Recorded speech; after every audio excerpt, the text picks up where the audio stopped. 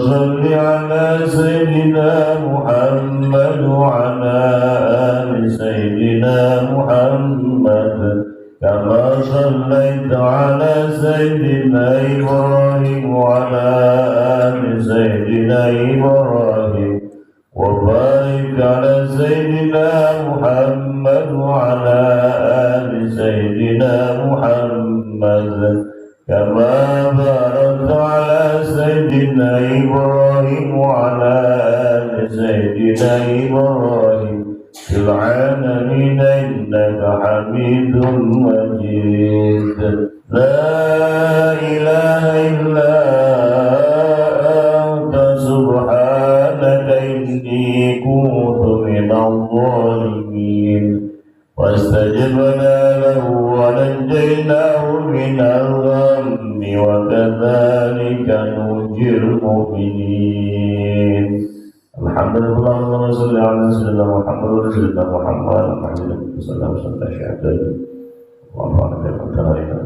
وصحبه وسلم الفاتحة أعوذ بالله من الشيطان الرجيم بسم الله الرحمن الرحيم الحمد لله رب العالمين الرحمن الرحيم مالك يوم الدين إياك نعبد وإياك نستعين اهدنا الصراط المستقيم صراط الذين أنعمت عليهم غير المغضوب عليهم ولا الضالين آمين Bismillahirrahmanirrahim. Assalamualaikum warahmatullahi wabarakatuh.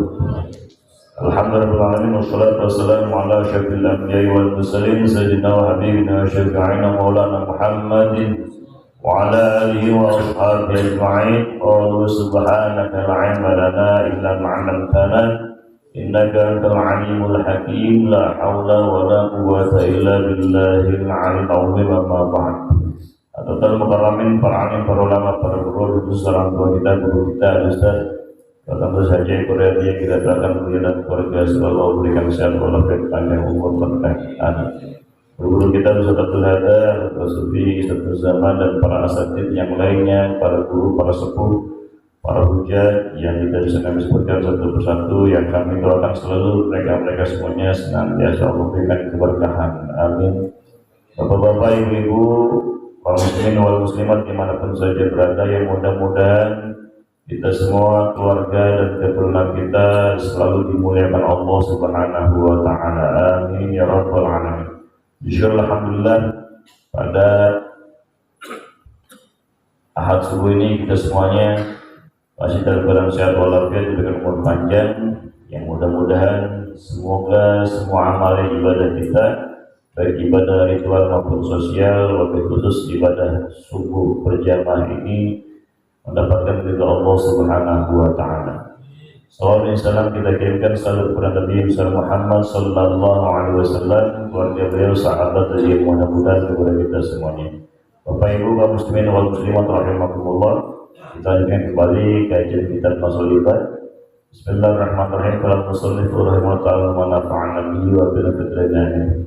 Di 2 pekan yang lalu terakhir kita diberikan nasihat oleh musannif pengarang kitab ini. Syair mengatakan bahwa sebaik-baiknya pemberian adalah ilmu, karena dengan ilmu ini dimanapun kita berada kita akan tetap menjadi mutiara. Mutiara dimanapun tempatnya dia akan dihargai. Dengan ilmu kita akan menjadi wangi dimanapun kita berada, mau ngumpet bagaimanapun, mau sembunyi atau seperti apapun, kalau orang yang berilmu itu akan selalu mulia. Oleh karena itu sebaik-baik pemberian, maka pemberian itu adalah ilmu. Oleh karena itu menjadi kewajiban juga buat kita semuanya untuk putra-putri kita selalu diberikan motivasi, benar-benar sungguh-sungguh untuk belajar. Karena makin kesini motivasi belajar putra putri kita ini Pak Bu, jadi rada-rada susah, apalagi zamannya zaman serba gadget, handphone. Kadang-kadang handphone anak sama bapak ibunya lebih bagus, betul Pak? Iya, handphone anak sama bapaknya lebih bagus. Kalau saya sih sering nasihat sama anak-anak. Jadi jangan sampai handphone orang tuanya lebih bagus daripada handphone ibu bapaknya. Kecuali kalau memang hadiah, berarti bapak ibunya ridho. Kecuali kalau memang handphonenya mahal, tapi buat kebaikan. Ini kadang-kadang handphonenya mahal buat main game, buat apa segala macam saja. Ya, jadi kasih kita motivasi, atau bapak ibunya yang mau ngasih hadiah ke anak-anaknya, ya kalau bisa jangan handphone, atau kalau mau beliin handphone, ya handphone biasa aja. Terus kalau dikasih handphone, bapak ibunya juga kudu ngerti juga. Ya, jangan sampai nanti orang tuanya gaptek, nggak bisa buka-buka. Nah, saya cerita kemarin-kemarin tidak, Masya Allah. Jadi mereka tuh sering-sering dicek lah handphonenya lah, hati-hati lah.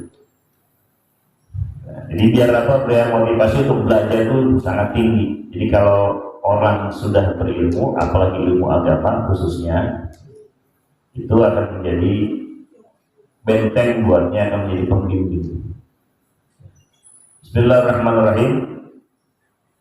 Fajhad, ini bait terakhir. Al-fiqh, ada syair yang terakhir itu, al-fiqhu al-fasu syai'in antadahiru. Ilmu fikih itu pemberian yang paling berharga. Antadahiru, nah itu simpanan kita tuh, investasi kita tuh.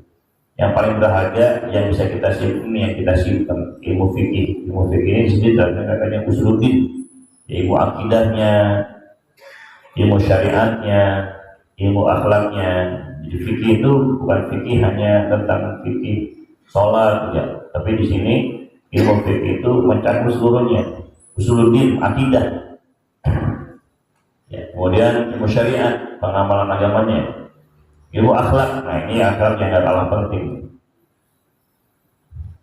Mayadrusul ilma lam yattadrus mafatihu. Nah, siapa yang belajar ilmu, maka dia tidak akan pernah berhenti untuk mendapatkan atau mencari kebahagiaan-kebahagiaannya.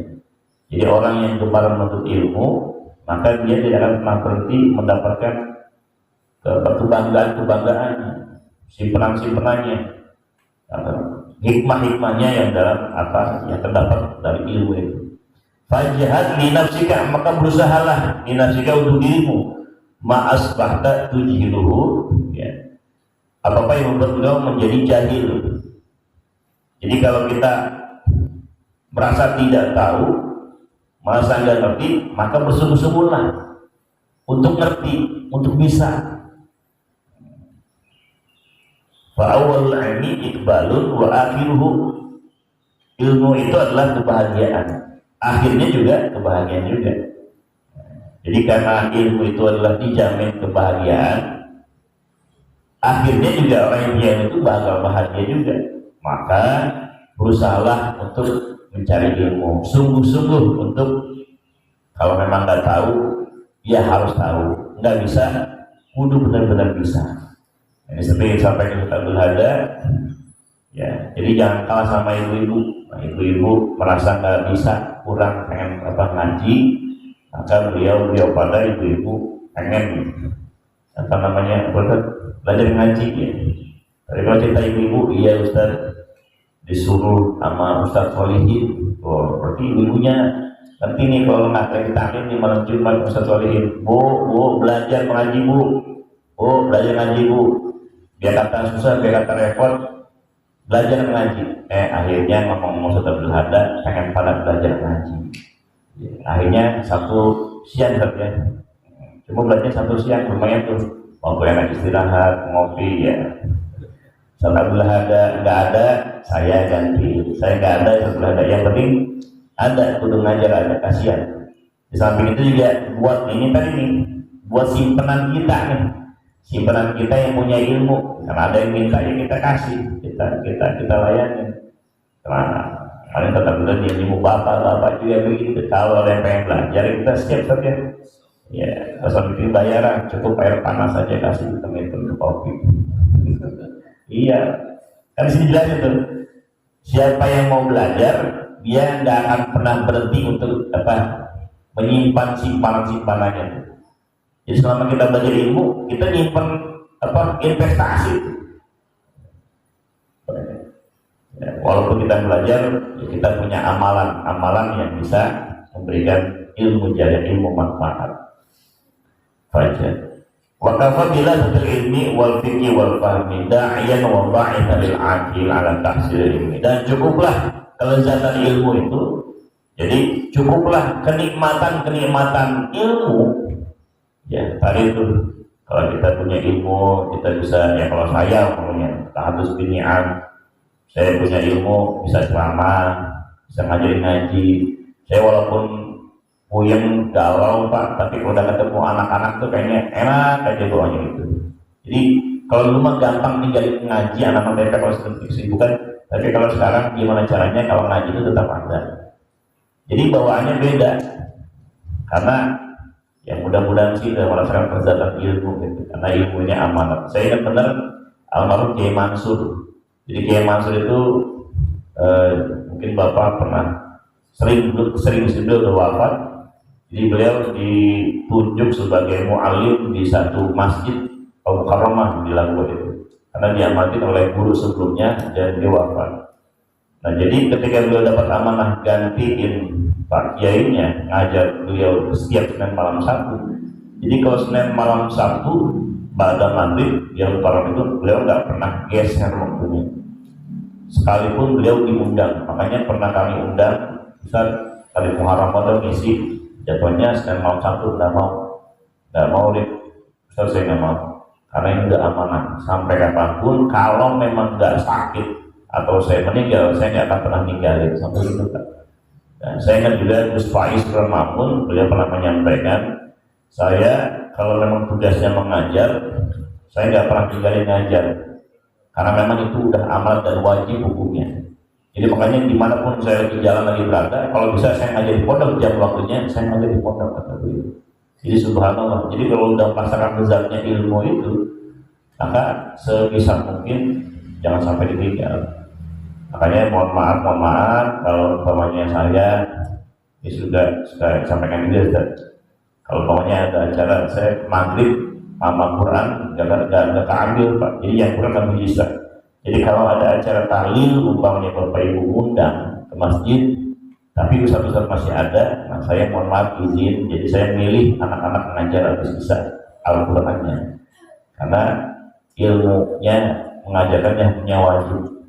Jadi saya pemilih lagi.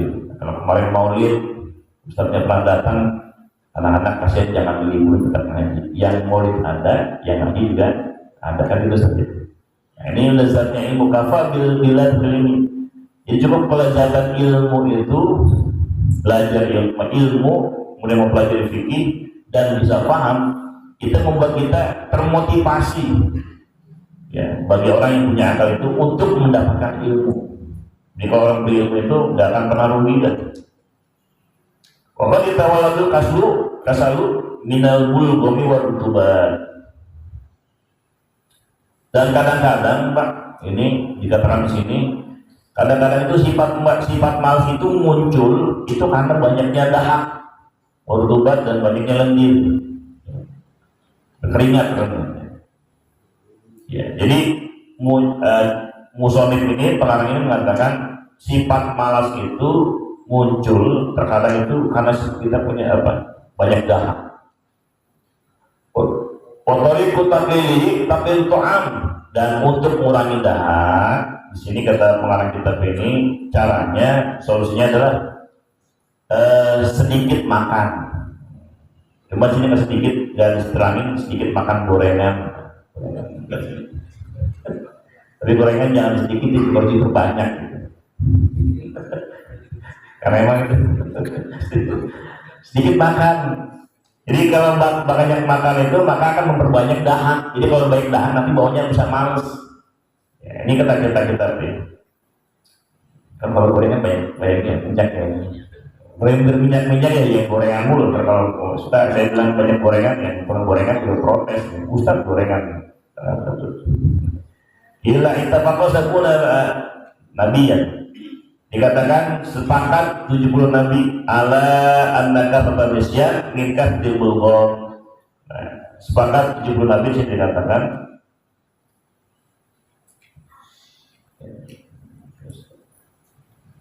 nabi ya. 70 nabi sepakat bahwa yang paling banyak menyebabkan lupa, sifat lupa itu adalah banyaknya dahak. Yang bikin kita sering lupa ini banyakkan dahak. Wa kasratul bulghami min katsiril ma'i wa kasratul surbil ma'i min katsiril akli.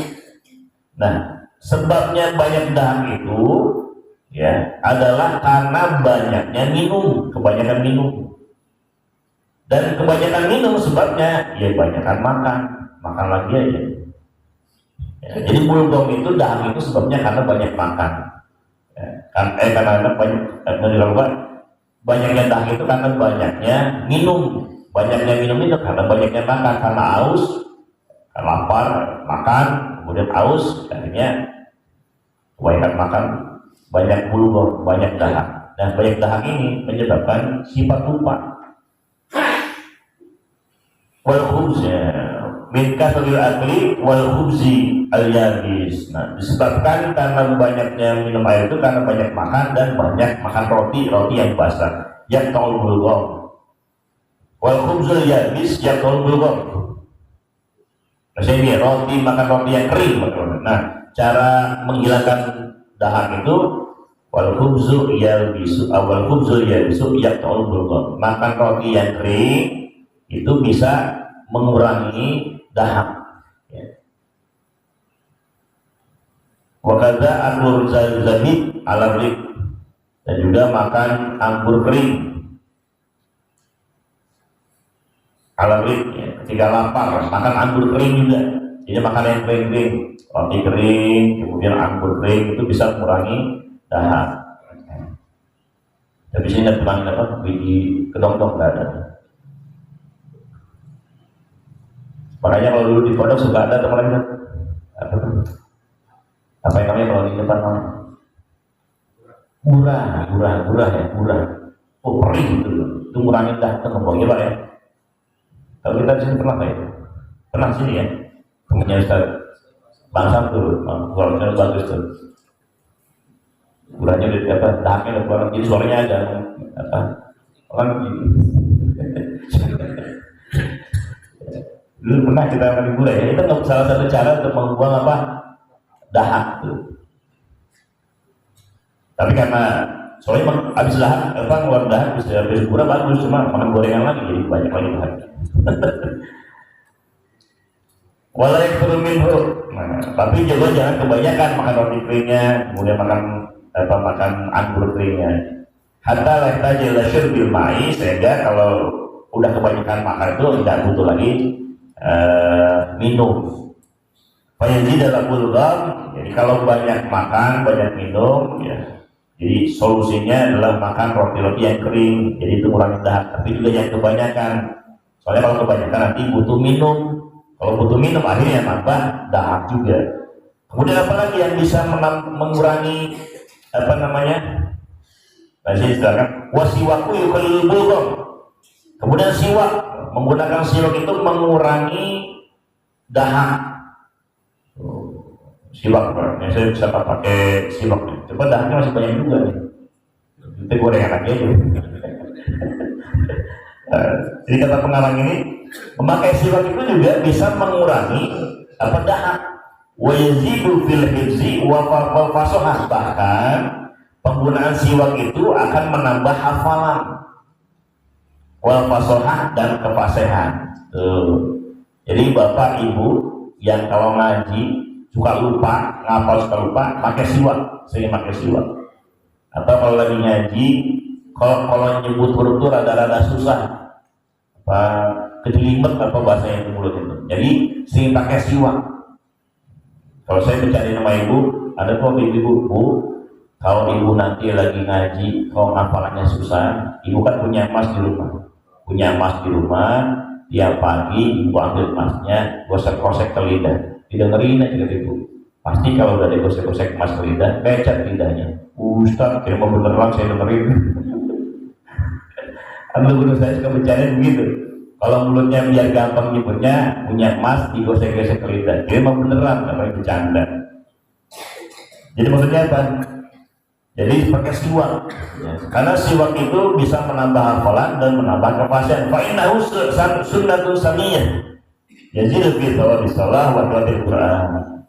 Jadi memakai siwak itu sunnah yang paling utama, sunnah yang sangat tinggi. Ya. Yazidu fi thawabi shalah, akan menambah pahala dalam sholat dan tilawatul Quran dan membaca Al-Quran.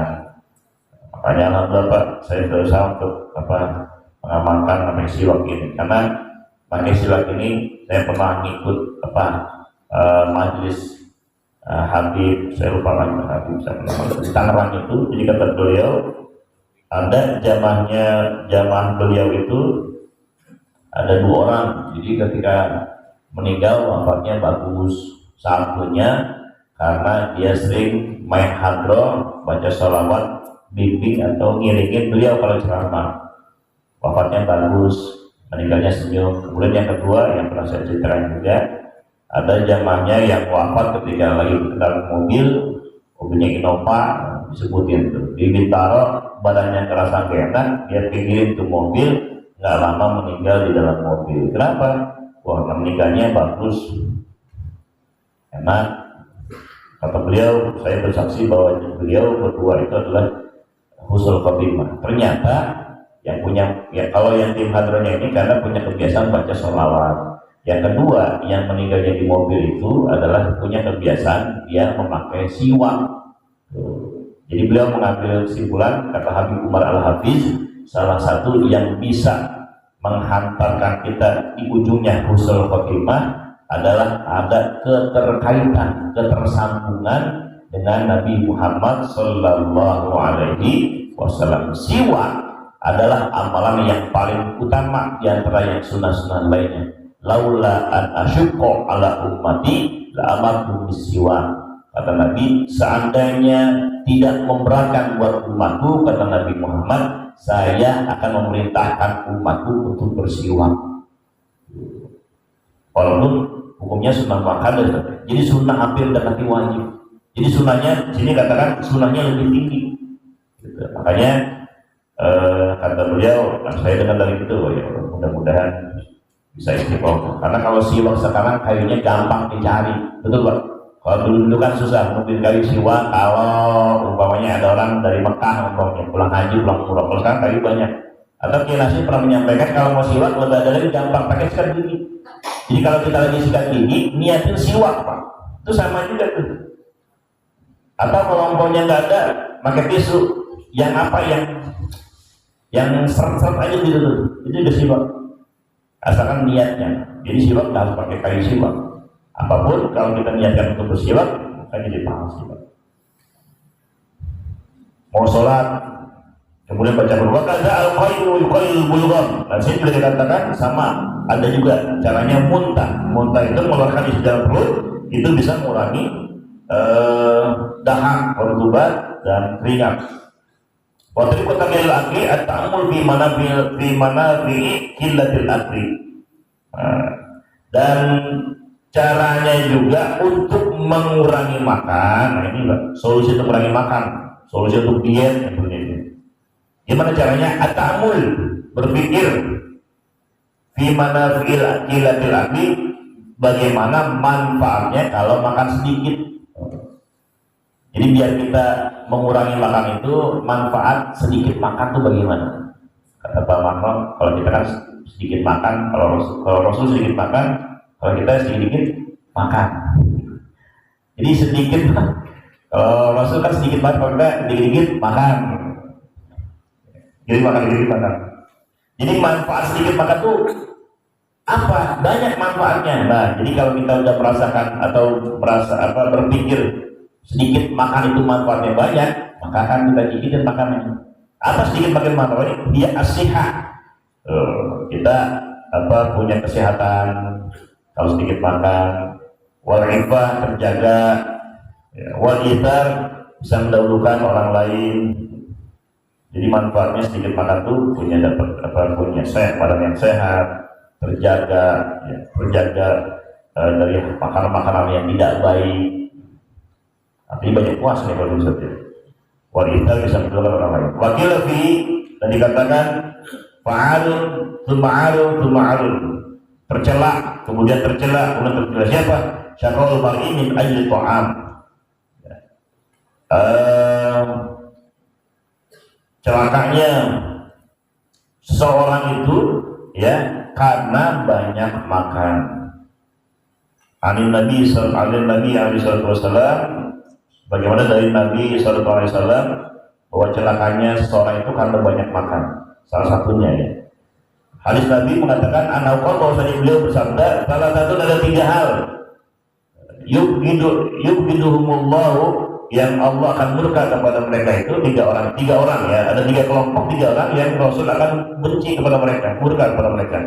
Min ghairi jurmin, tanpa dosa, tanpa karena sebab dosa maksudnya. Benci karena bukan karena dosanya. Apa yang pertama? Al-akul, banyak makan.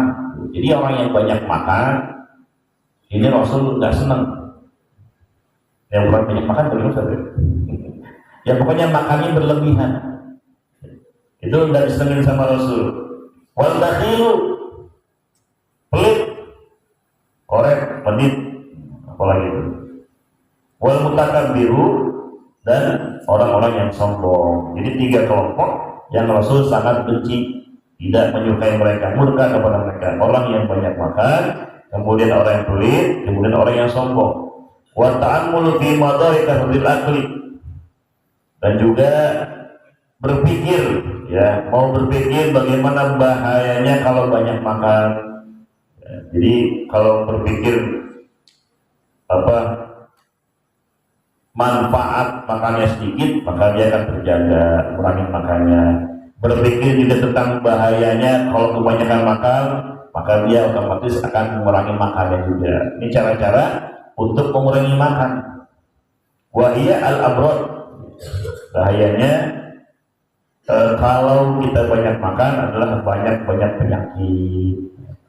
Termasuk saya ingat kalau Abah Uci Al-Maghfurullah beliau mengatakan, kenapa kalau sekarang orang dulu penyakitnya umurnya masih panjang-panjang ya, 80 tahun, 90 tahun, 100 tahun, karena orang-orang dulu salah satunya adalah yang bisa memperpanjang umur, kemudian memperpendek umur, kata beliau salah satunya adalah makanan ya. Apalagi jangan banyak makannya lah, makanannya aja deh. Kalau orang tua dulu makannya kan tanam sendiri, metik sendiri, diolah sendiri, jadi tahu kualitasnya, jadi umurnya panjang-panjang. Tapi kalau sekarang makanannya serba instan. Mestinya kalau orang tua dulu makanannya tanamannya ditanam sendiri, ya gizinya mungkin gak banyak. Kalau sekarang mestinya gizinya lebih banyak Pak, instan. Wah, hotdog dan sosis, ada ayamnya, ada dagingnya, segala macamnya. Tapi kenapa kalau sekarang penyakitnya macam-macam? Kalau dulu mah ya penyakitnya nggak ada, paling orang tua dulu ambeien, kemudian ya orang tua dulu kan penyakitnya begitu doang, umurnya panjang-panjang makanya. Tapi kalau sekarang umur 40 tahun, asam urat, kolesterol, macam-macam udah. Saya punya murid masih SMA, penyakitnya aneh, kena virus. Ya, masih usia berapa tuh? 15 tahun. Karena makanannya yang instan, minuman yang kemasan. Jadi minum kemasan itu jadi di rumah sakit kenapa? Penyakitnya virus, macam-macam. Itu kata Abah Uci, saya ingat, jadi salah satu yang menyebabkan umur panjang dan pendek juga salah satu adalah karena makanannya. Apalagi banyak makan. Karena banyak makan itu akan banyak menimbulkan penyakit. Kalau topi, nah, kalau banyak makan itu bahayanya, ya kata pengarang, di samping juga kalau banyak makan itu bahayanya adalah penyakit, kemudian apa? Nggak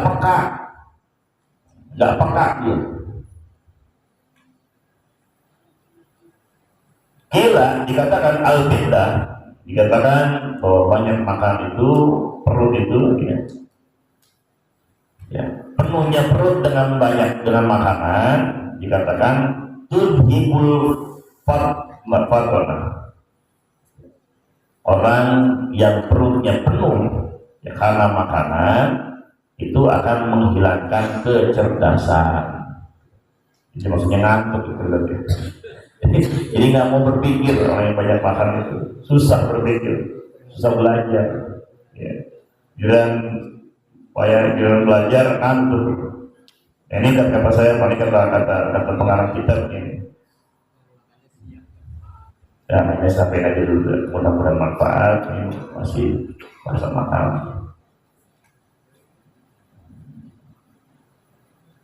Terus ini mudah-mudahan manfaat. Ini saja bisa kita sampaikan. Mudah-mudahan kita bisa istiqomah ngajinya. Termasuk di sini. Saya sih ngajak Bapak Ibu ya.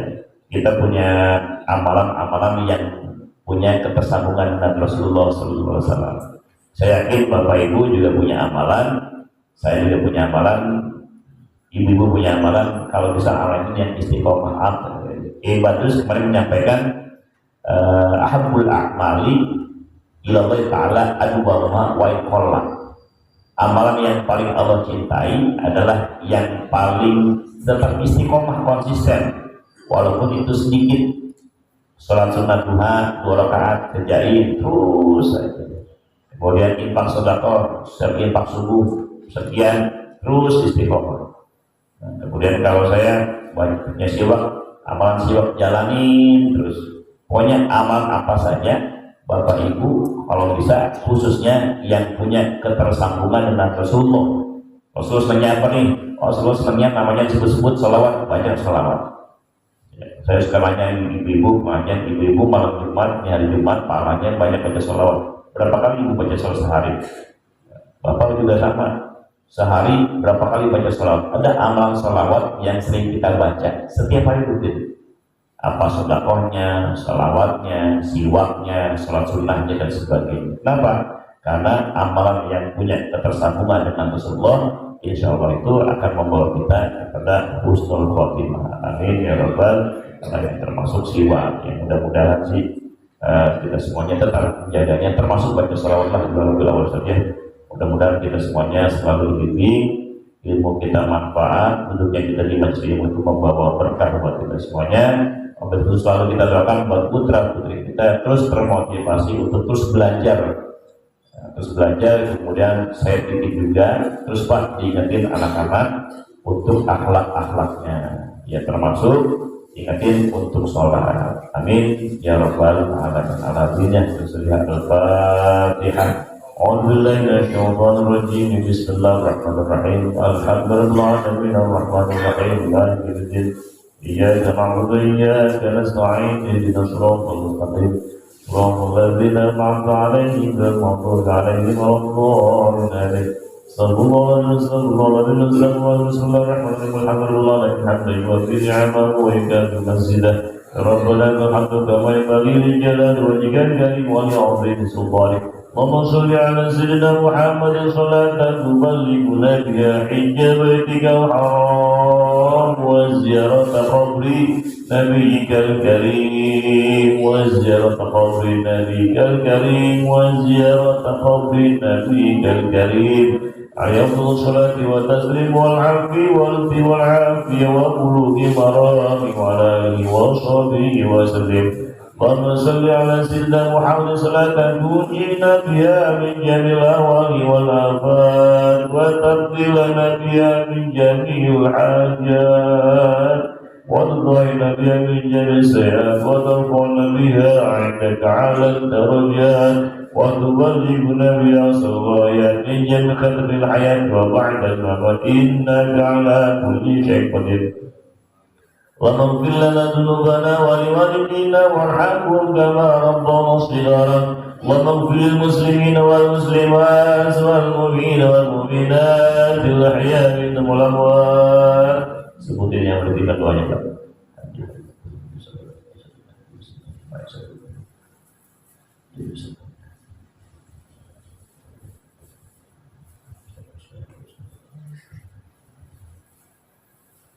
اللهم اغفر لهم وارحمهم وعافهم واعف عنهم اللهم اجعل قبورهم ريادا من رياض الجنان ولا تجعل قبورهم كفرا للكفار النيران. يا مقلب القلوب ثبت قلوبنا على دينك ونطاعتك. اللهم اجعلنا من اهل العلم والقران ولسنة الخير ولا تجعلنا معيا من الشر والضيق. اللهم اجعل جمعنا جمعا مرحوما وتفرقنا من بعده تفرقا معصوما. اللهم اجعل جمعنا جمعا مرحوما وتفرقنا من بعده تفرقا مغفورا اللهم اجعل جمعنا جمعا مرحوما وتفرقنا من بعده تفرقا مشكورا ربنا ظلمنا أنفسنا وإن لم تغفر لنا وترحمنا لنكونن من الخاسرين ربنا هب لنا من أزواجنا وذرياتنا قرة أعين واجعلنا للمتقين إماما ربنا اجعلنا مقيم الصلاة ومن ذرياتنا ربنا وتقبل دعاء وانفعنا بما علمتنا وعلمنا ما ينفعنا اللهم ارزقنا فهم النبيين وحفظ المرسلين والهام الملائكة المقربين اللهم اهدنا الصراط المستقيم صراط الذين أنعمت عليهم النبيين والصديقين والشهداء والصالحين اللهم إنا نسألك حسن الخاتمة ونعوذ بك من شر العاقبة وسوء الخاتمة ربنا آتنا في الدنيا حسنة وفي الآخرة حسنة وقنا عذاب النار وصلى الله على محمد وعلى آله وصحبه وسلم سبحان ربك رب العزة عما يصفون وسلام على المرسلين والحمد لله رب العالمين.